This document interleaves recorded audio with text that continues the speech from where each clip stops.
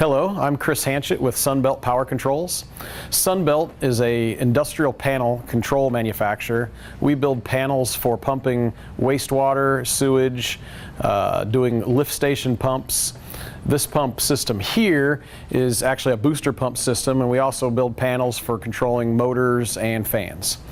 As you can see on this panel, we've got a human interface up here where the person can interact with it, and this panel is built with 3 motor drives to control 3 motors, and this would go in a typical booster pump application for pumping water up in a high-rise building.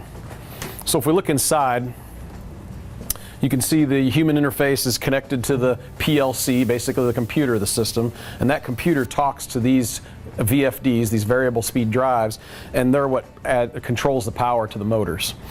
So in an application like a high-rise building, as people are, let's say it's lunchtime and people are using more water, flushing toilets, doing all these things, the demand for water is going to rise, and so we're going to monitor the pressure of the system, and as the pressure starts to drop, we can increase the speed of the drives and turn on additional drives based on what the need is.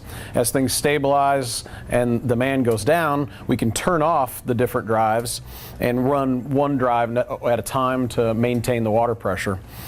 Now, what we try to do to help not build up too much heat in the motors and make the motors last longer, we'll turn on the pump drives in a different order. So if we've turned this one on last, for example, then we'll turn this one on next, and vice versa.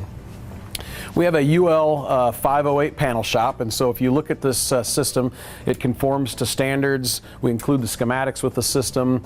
Everything is labeled easy for troubleshooting.